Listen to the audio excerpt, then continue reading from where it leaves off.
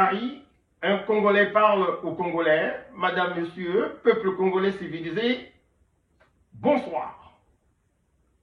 Je n'ai pas pour prétention avoir l'âme d'un critique littéraire, mais je puis vous affirmer que c'est avec délectation que j'ai lu d'un trait les 127 pages de ce livre intitulé Itinéraire sous le drapeau, un livre dans lequel le fils, le sixième d'une fratrie de 7 enfants, retrace le parcours professionnel et personnel d'un père de famille, d'un soldat de l'infanterie militaire, d'un homme méritant, exemplaire, discipliné, apprécié, le lieutenant-colonel Henri Ondoko, d'heureuse mémoire. De l'ouvrage, édité par le livre et la plume, l'auteur Henri Ondoko, d'une plume accrocheuse, dans le texte de couverture, nous renseigne en ces termes, je cite, « Mieux, je lis ».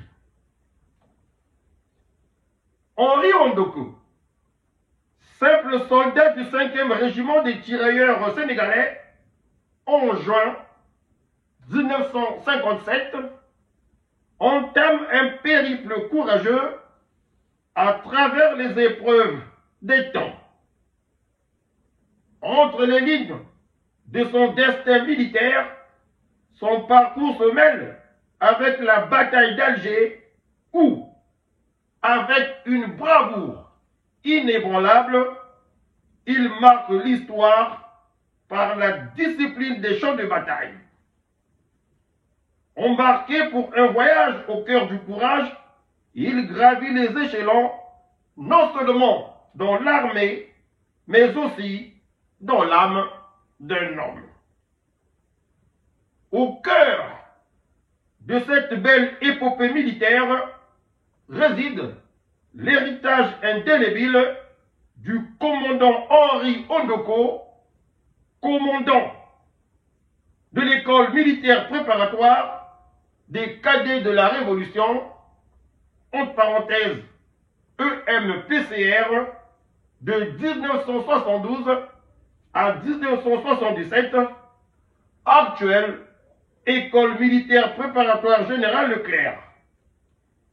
Il encadra des jeunes esprits de la 6e à la terminale, les guidant vers l'ascension des grades et l'accomplissement personnel qui plus tard sont devenus des anciens enfants de troupe, entre parenthèses AET. L'écho de sa direction résonne encore aujourd'hui dans le chemin tracé par ses élèves, aujourd'hui arborant les épaulettes de commandants, colonels, colonels-majors et généraux. Bien plus qu'un chef militaire, il demeure gravé dans la mémoire de ses élèves comme un père bienveillant. Madame, Monsieur, peuple congolais civilisé, s'agissant du respect strict et de la discipline qui caractérisait Henri Ondoko, père, je vous donne lecture d'une anecdote contenue dans le livre. Libre à vous de faire ensuite intelligemment des parallèles avec ce qui se passe aujourd'hui. Pages 70 et 71. l'épreuve de l'intégrité, un commandant, un président et l'honneur d'une école militaire. En 1976, alors qu'il exerçait son commandement à l'école militaire préparatoire des cadets de la Révolution, le commandant Ondoko prit connaissance d'un acte de transgression de la discipline. Un groupe d'enfants de troupe s'aventurait hors des limites autorisées en utilisant une entrée clandestine à des heures tardives. Pour s'enquérir de la situation et désireux de connaître la vérité, le commandant se rendit discrètement sur les lieux une nuit pour attendre leur retour. Effectivement, aux environs de 3h10 du matin, 3 enfants de troupe, dont le fils du président Marien Gwabi, Marien Junior, font leur réapparition. Surpris de la présence inattendue du commandant et n'arrivant plus à prononcer « Mon commandant » par peur, le commandant les renvoie d'une voix autoritaire dans leur chambre tout en soulignant la gravité de leurs actes. Le lendemain, le commandant sollicita une audience auprès du président de la République, Marien Gwabi, signifiant respectueusement l'urgence de cet entretien.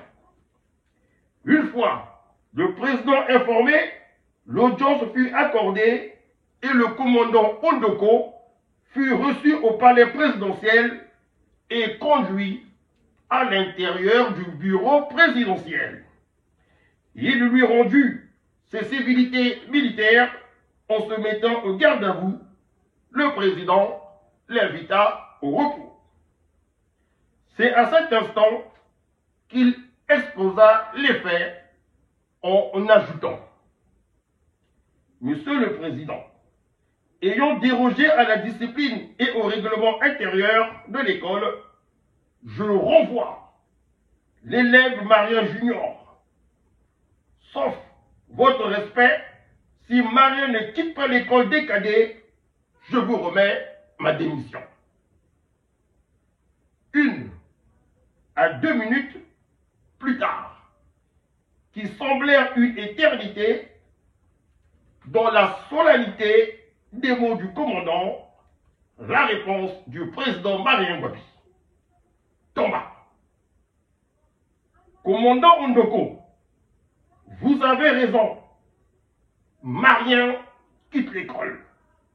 Et il est hors de question que vous démissionnez.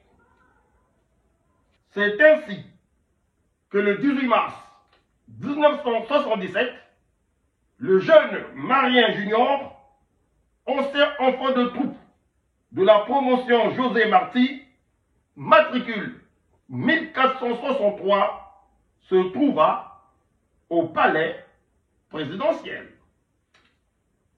Madame, Monsieur, poursuivons avec ravissement la lecture des pages 72-73 pour que vous compreniez, pour que nous comprenions l'état d'esprit qu'avait Henri Ondoko. La leçon de responsabilité. Un fils sous l'œil de la loi. En 1976, au sein de la famille Ondoko, le fils aîné, Eloge, sollicita l'autorisation de son père pour se rendre à une boum chez un ami. Le patriarche consentit, mais à une condition, que le jeune homme regagne le foyer familial avant le tocsin de minuit.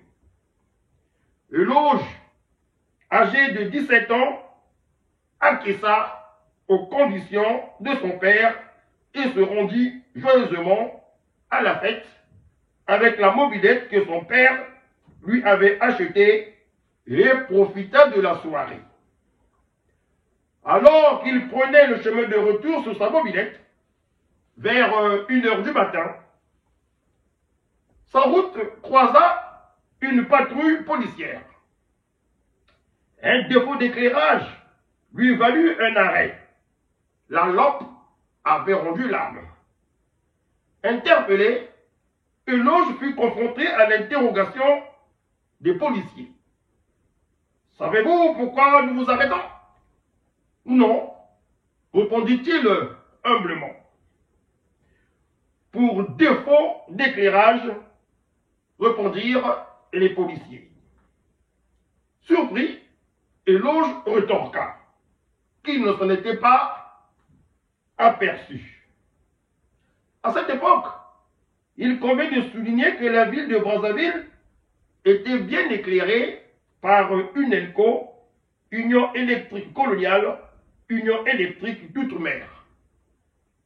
Les lampadaires étaient les gardiens de nos ruelles avec une splendeur lumineuse, surpassant de loin les lampes de nos fidèles mobilettes, d'où l'étonnement de Eloge.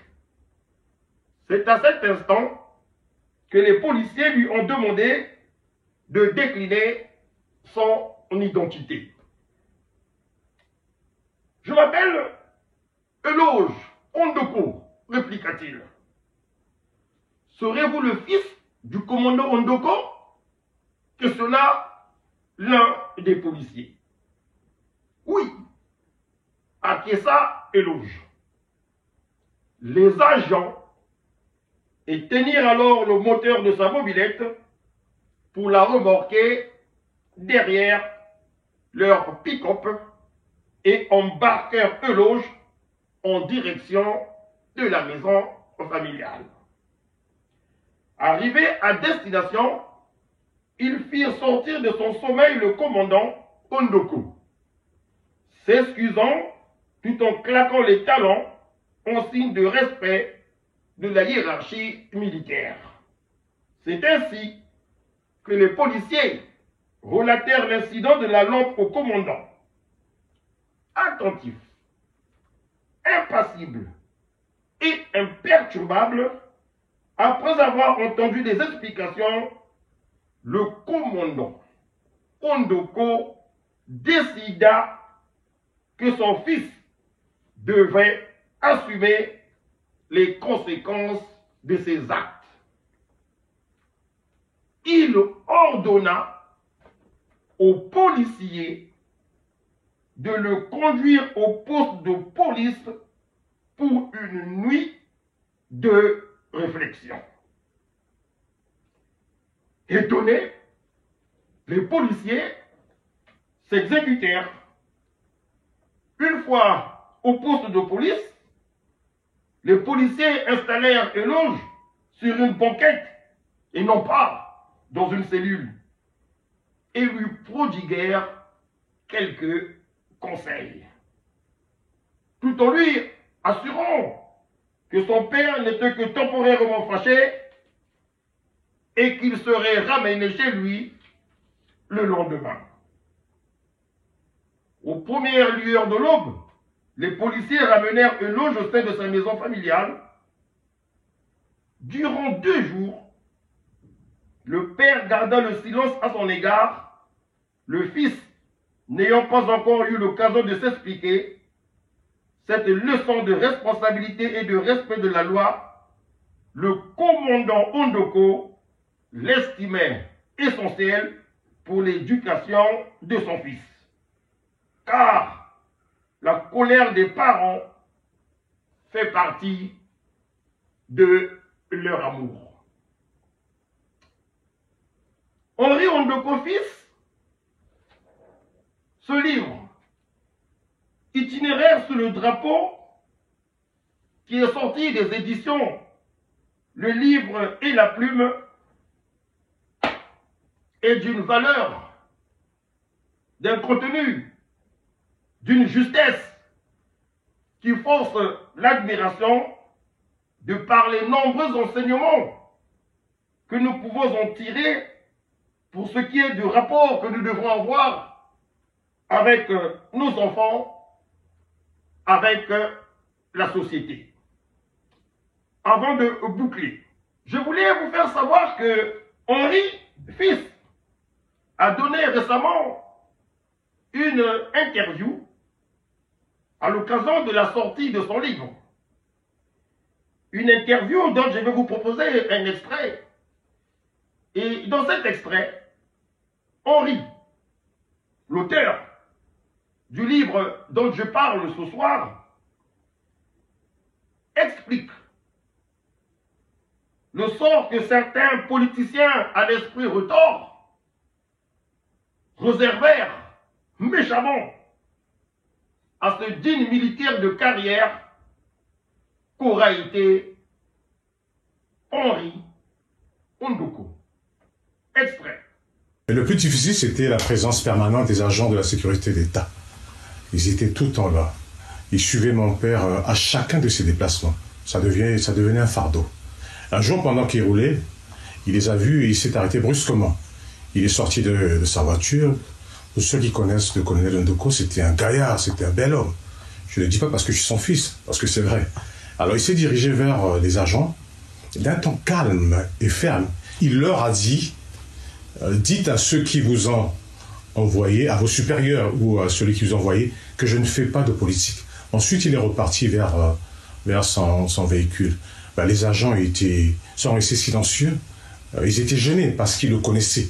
Ils connaissaient aussi ses états de service, mais ils étaient contraints d'exécuter les ordres.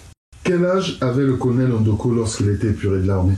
Il avait 43 ans et demi et il approchait de 44 ans. Et son dernier fils avait 3 ans, Marien Gabriel, qu'on appelle affectueusement par tout petit. Et comment a-t-il réagi face à cette épreuve? Il n'a rien fait transparaître. Quand je dis rien fait transparaître. Ni colère, ni amertume. Je pense que c'est le propre des militaires qui sont bien formés. Soldats hier, soldats aujourd'hui, soldats demain et soldats pour toujours. Je peux te dire que Richel, jusqu'au bout de son âme, il était habité par le sens du devoir. Il était formé pour servir son pays. Il n'y a qu'à voir ses états de service. En 1954, alors il avait 17 ans et demi, il était quand même au bataillon de tirailleurs Congo-Gabon. En 1955, il était au 10e bataillon des tirailleurs marocains. En 1957, il était au 5e régiment des tirailleurs sénégalais. Bref, quand on voit son parcours, on sent qu'il était formé pour son pays. Mais ça n'a pas empêché qu'on puisse sacrifier sa vocation, qu'on puisse amputer plutôt sa vocation. On l'a sacrifié sous l'autel des calculs politiques. C'est triste, mais c'est la vie. Sa carrière s'est brutalement brisée. Et ce n'est pas seulement lui que ce jour-là que sa carrière a été brisée, c'est aussi sa famille. La famille qui a pris un coup. Donc voilà un peu comment il a pris. Il a été épuré quand même en 1979, donc soit 21 ans après les indépendances. À l'époque, on avait clairement identifié notre ennemi commun, en parenthèse, qui était l'Empire colonial français.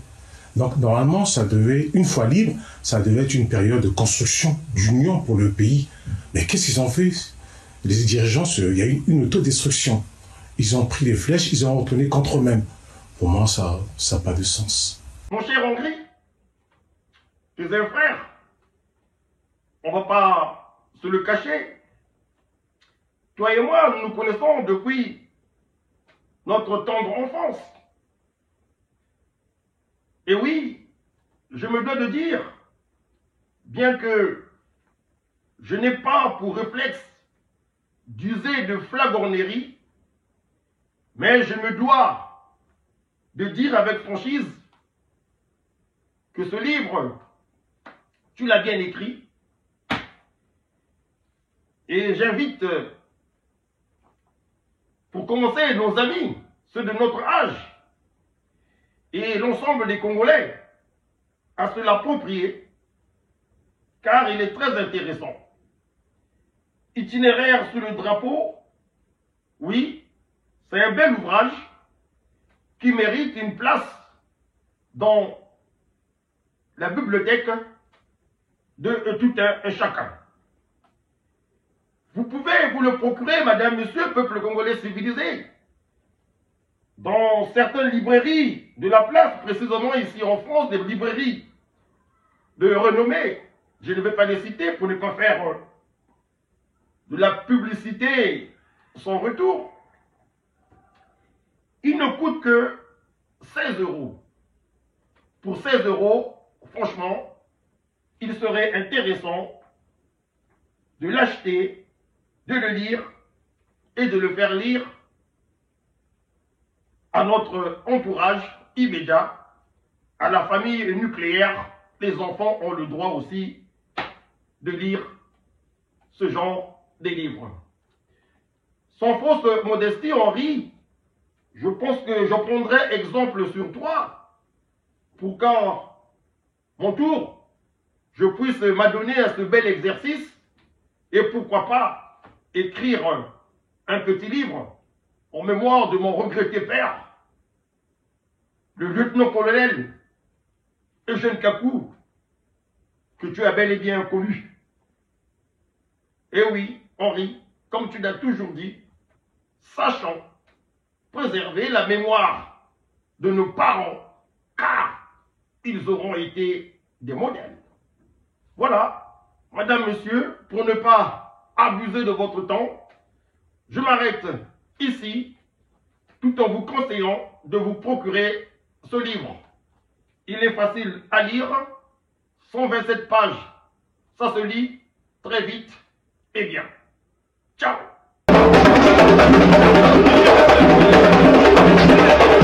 Thank you.